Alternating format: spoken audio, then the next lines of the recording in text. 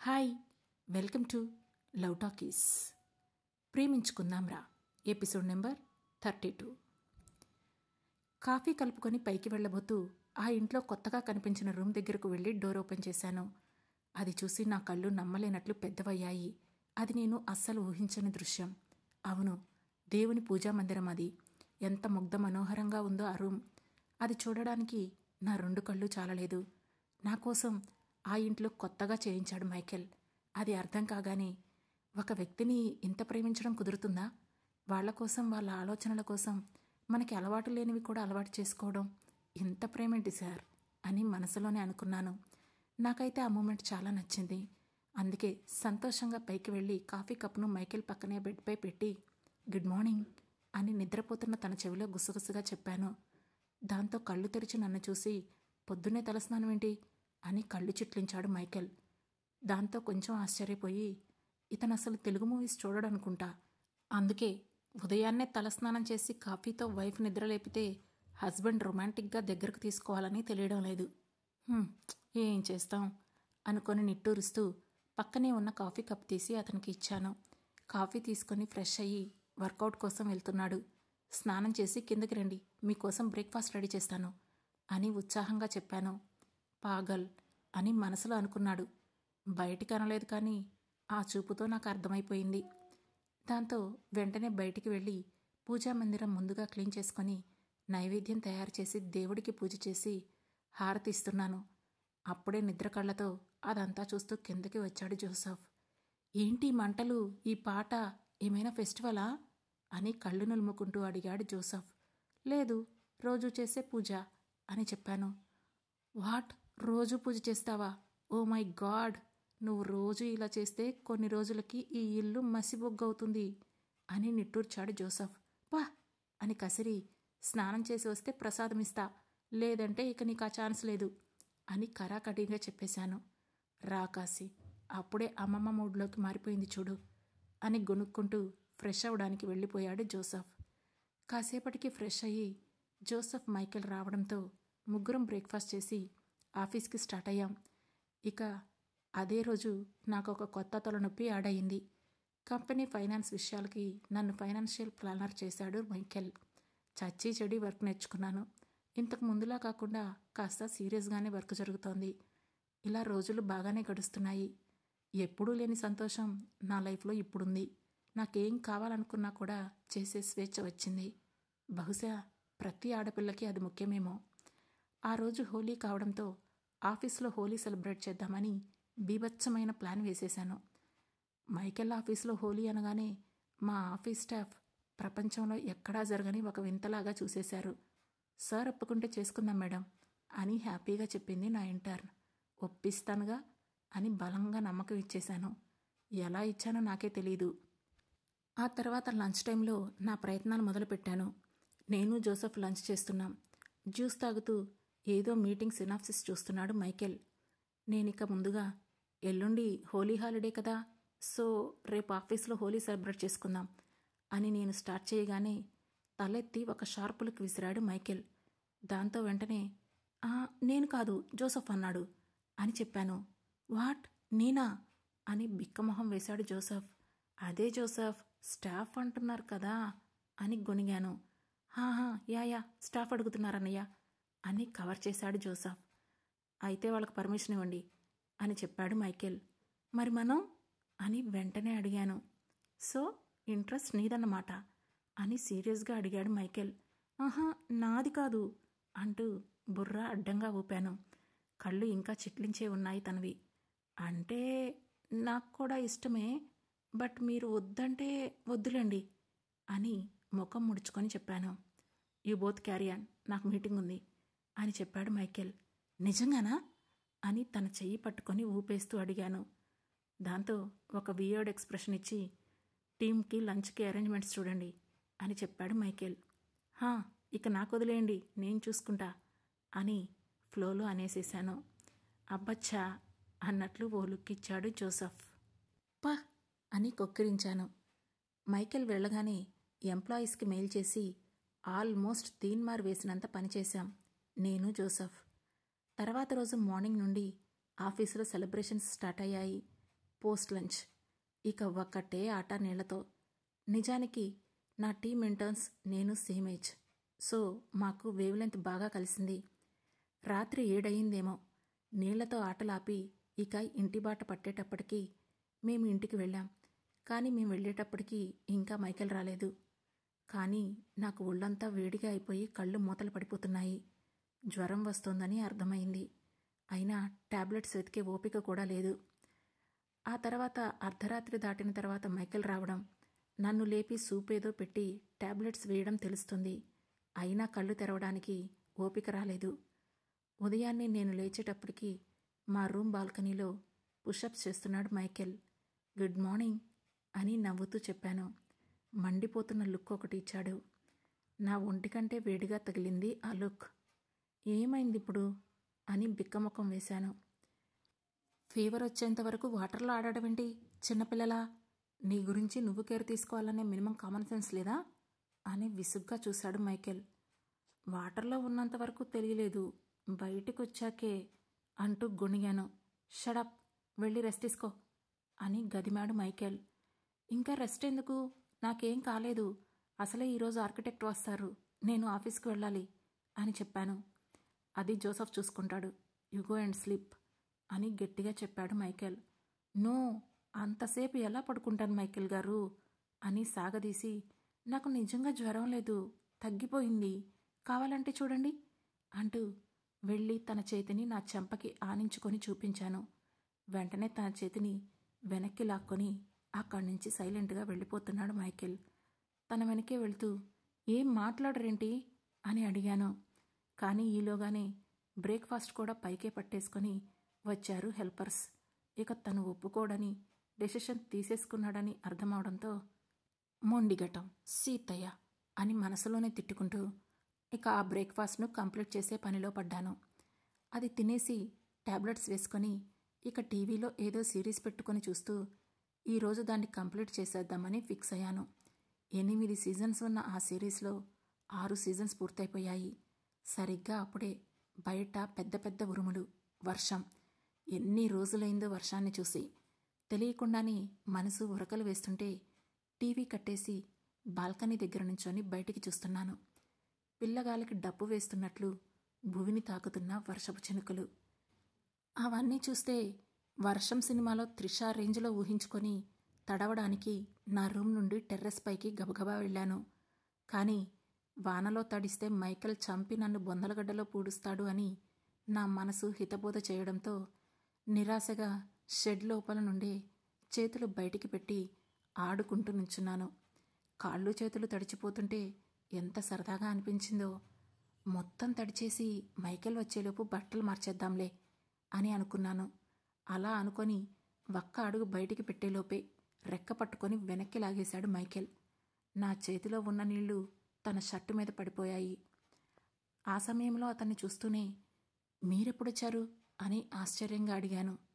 నీ rain dance start అయినప్పుడు అని చేతులు దగ్గరగా మడిచి నన్ను దగ్గరగా లాగి అన్నాడు మైకేల్.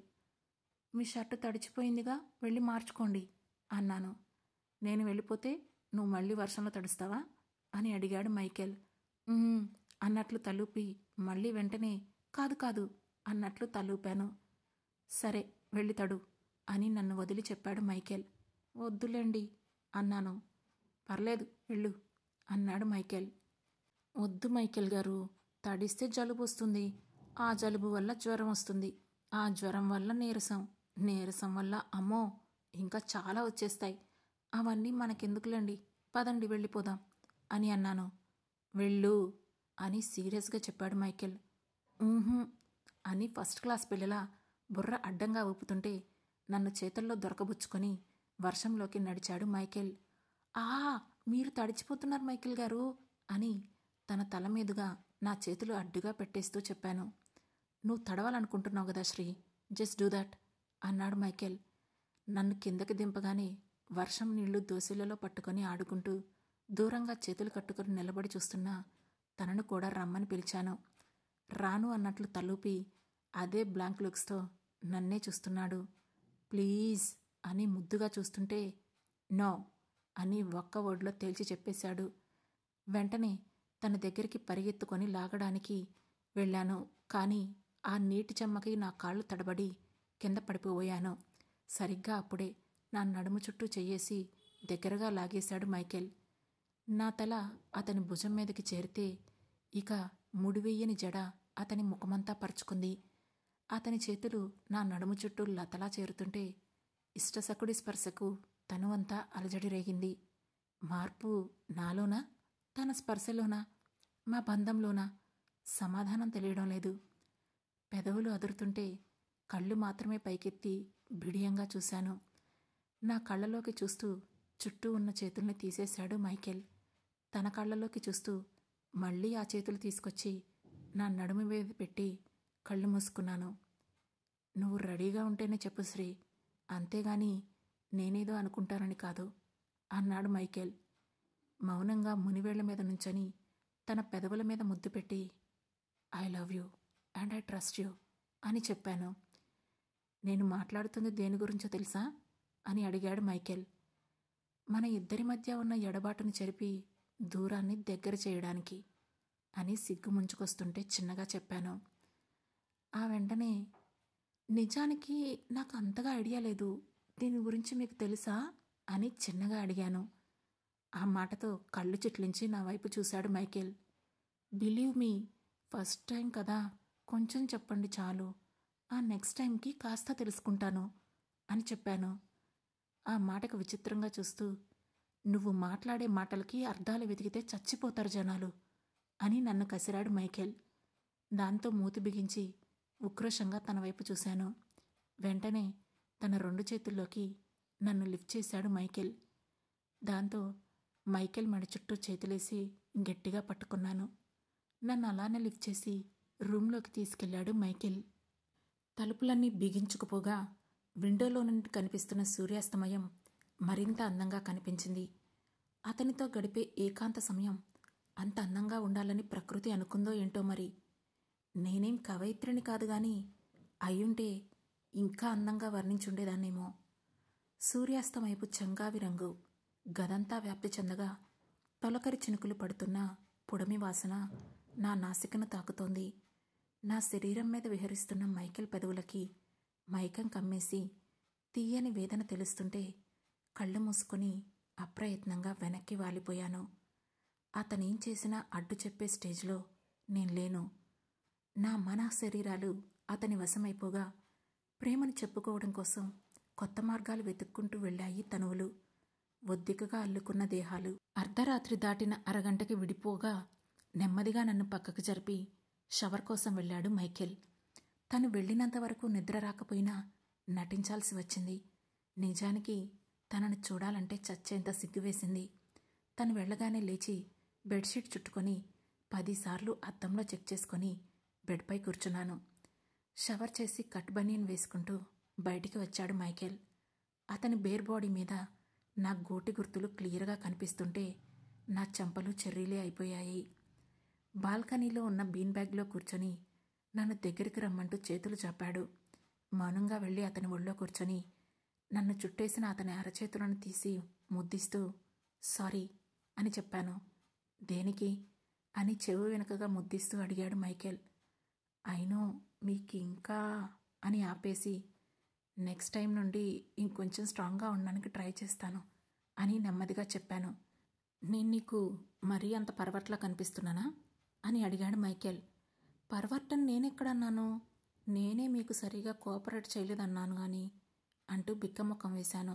షడప్ అంటూ మెడవంపుల్లో తన మునివేళ్లు తాకిస్తుంటే బిడియాలు నెమ్మదిగా దూరమయ్యాయి. సారీ, గోళ్లు కట్ చేసేస్తాను, మీకు గట్టిగా తగిలాయి కదా అని ముందుకు తిరిగి అతని భుజం మీద ఊదుతూ చెప్పాను. నేనింకా తన గురించి ఎక్కువగా చెప్పాలేమో. తన మాటల్లో ఉన్న గంభీరత చేతల్లో లేదు. అల్లరిగా తాకుతున్నాయి అతని చూపులు. అందరూ భార్యలను అంతే అపురూపంగా చూసుకుంటారా అనే వింత ప్రశ్న నాలో ఆ క్షణం వచ్చింది. దూరంగా కనిపిస్తున్న జాబిలి ఆకాశంలో కరిగిపోతూ ఉంటే నేను తనలో మరొక్కసారి కలిసిపోయాను. ఈసారి అలసట గట్టిగానే తాకింది. ఉదయాన్నే నిద్రలేచేసరికి అతని ఎదపై పడుకున్నానేమో. అతని హృదయ సవ్వడి ఎంత లయబద్ధంగా వినిపిస్తుందో. నుదుటి మీద వరకు పరుచుకున్న జుట్టుతో అలసటగా పడుకున్నాడు మైకేల్. అతన్ని అలా చూస్తుంటే నాలో చిన్నగా గర్వం. ద గ్రేట్ మైకేల్ పీటర్కి అంత దగ్గరగా వచ్చి అతని గుండె చప్పుడు వినే అదృష్టం నాకు తప్ప ఇంకెవరికైనా దొరుకుతుందా అనే గర్వం కలిగింది. అసంకల్పితంగానే తన తలను ఇంకాస్త నా హృదయానికి అదుముకొని కళ్ళు మూసుకున్నాను. అప్పటికే నిద్రలేచాడేమో. అతని పెదవులు అల్లరి పనులు మొదలుపెట్టేశాయి. సూర్యోదయంతో పాటు అతని శరీరానికి అంటుకున్న స్వేదం కూడా పోటీగా ప్రకాశిస్తుంటే మరోసారి నాలో గమకాలు తమకాలు రేగాయి. గంటసేపు మా ఇద్దరి మధ్య గాలి కూడా చొరబడలేని దగ్గరతనం. కంటి కొసల నుండి కుదుళ్లలోకి జారుతున్న నీటిని పెదవులతో స్పృశించి బిగి కౌగిలిలో బంధించేశాడు మైకేల్. అతని హృదయం మీద ముద్దిచ్చి అలిసి అరమొట్పులైన కళ్ళతో గుడ్ మార్నింగ్ అని చెప్పాను. తనేం మాట్లాడలేదు. నుదుటిన ముద్దిచ్చి నెమ్మదిగా తల నిమిరాడు. ఆ తర్వాత కాసేపటికి ఆఫీస్కి వెళ్తున్నాడు మైకేల్. నేను కూడా లేచాను, కానీ కళ్ళు తెరిచే ఓపిక రావడం లేదు.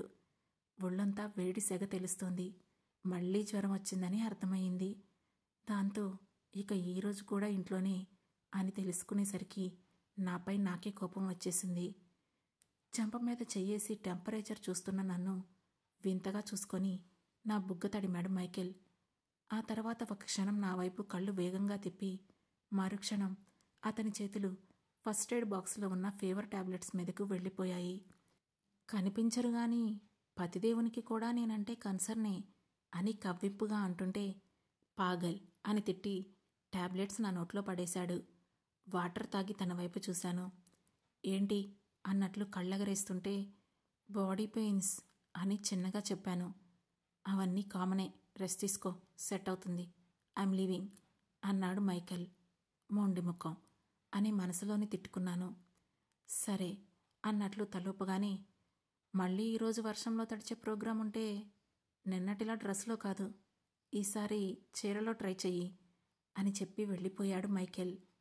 ఆ చిన్న మాటతో నన్ను సిగ్గులో ముంచేశారు అనుకుంటూ చిన్నగా నవ్వుకొని కాసేపు అటూ ఇటూ తిరిగి టైంపాస్ చేసి ల్యాప్టాప్ తీసి ఏదో సెర్చ్ చేస్తుంటే ఒక ఎకనామికల్ బ్లాగ్ కనిపించింది. ది మైకేల్స్ ఇన్వెస్టింగ్ సమ్మిట్ అని. దాంతో చాలా ఇంట్రెస్టింగ్గా అనిపించి గబగబా మొత్తం చదివేశాను. ప్రతి ఇయర్ వాళ్ళ ఫౌండర్స్ డే రోజున న్యూ ఏజ్ ఎంటర్‌ప్రెన్యూర్స్కి అవకాశం ఇచ్చేలాగా అలాంటి ఒక సమ్మిట్ని స్టార్ట్ చేశారన్నమాట. దీని ప్రకారం సారా ఎంపైర్లో ఒక వారం రోజుల పాటు జరిగే series of interactions and meetings తర్వాత ఒక 4 లేదా 5 ప్రాజెక్ట్స్ను ఫైనల్ చేసి ఎండీ అయిన మైకేల్ దగ్గరికి పంపిస్తారు అతని క్లోజ్ టీం. ఆ ప్రాసెస్ అంతా క్రిస్టల్ క్లియర్గా ఉంటుంది. మైకేల్ కూడా ఆ 5 ప్రాజెక్ట్స్ని విని చూసి గమనించి అందులో 3ంటిని స్వయంగా వాళ్ల సారా ఖాందాన్లోనే కలుపుకొని వాళ్లకు షేర్స్ ఇస్తారు. అది కాకుండా హిట్ లిస్ట్లో ఉండే మిగతా 20 to 30 ప్రాజెక్ట్స్కి ఫండింగ్ కూడా ఇస్తారు. దాదాపు 5 లక్షల మంది యువత ఇండియా, అమెరికా దేశాల్లో ప్రధానంగా ఈ సమ్మిట్లో పాల్గొంటారు అని ఆ బ్లాగ్లో ఉన్న సారాంశం. ఆ న్యూస్ అంతా చదువుతుంటే నాకు ఎంత ముచ్చటగా అనిపించిందో. తమ టాలెంట్ ప్రూవ్ చేసుకోవాలనుకునే వాళ్ళకి అంతకన్నా మంచి ముహూర్తం ఉంటుందా? నేను కూడా ఆ కోవలోకి వస్తానేమో అనిపించింది. రిజిస్టర్ అయిన వారం రోజులలోపే మన ఐడియాస్ని అక్కడ ప్రజెంట్ చేయాలని అందులో ఉంది. సమ్మిట్ జరిగే టైంకి గ్రాఫికల్, ఎకనామిక్ రిప్రజెంటేషన్స్తో రెడీగా ఉండాలి. దాంతో రూల్స్ అన్నీ మరోసారి చదివి వెంటనే నా బేసిక్ డీటెయిల్స్తో సమ్మిట్కి రిజిస్టర్ అయ్యాను. ఇండైరెక్ట్గా చీర కట్టుకోమని మార్నింగ్ మైకేల్ చెప్పడం గుర్తొచ్చి సిగ్గు ముంచుకొచ్చింది. సడన్గా చీర కట్టుకొని ఎలా తిరగను, ఎంత ఎబ్బెట్టుగా ఉంటుంది అనుకున్నాను. కానీ మనసులో నాకు కూడా కట్టుకోవాలని అనిపించింది. ఆ రోజు ఈవినింగ్ జోసెఫ్ చాలా త్వరగా వచ్చేశాడు. వస్తూనే శ్రీ, నాకు ప్యాకింగ్లో హెల్ప్ చేస్తావా అని అడిగాడు. దేనికంత కంగారు పడుతున్నావు అని తన వెనకే గబగబా వెళ్తూ అడిగాను. న్యూయార్క్ వెళ్తున్నాను అని చెప్పాడు జోసెఫ్. దేనికి అని ఆశ్చర్యంగా అడిగాను. ఆ తర్వాత ఏం జరగబోతుంది, మైకేల్, శ్రీనిధి జీవితాల్లో అల్లకల్లోలం ఎందుకు చేరింది తెలుసుకోవాలంటే వెంటనే మా లవ్ టాకీస్ ఛానల్ను సబ్స్క్రైబ్ చేసుకొని ప్రేమించుకుందాం రా సిరీస్లోని నెక్స్ట్ ఎపిసోడ్ను వినండి. మా ఈ కథ మీకు నచ్చినట్లయితే లైక్ చేసి, షేర్ చేసి, కమెంట్ చేసి, హై పాయింట్స్ కూడా ఇచ్చి మమ్మల్ని సపోర్ట్ చేయండి. Thank you.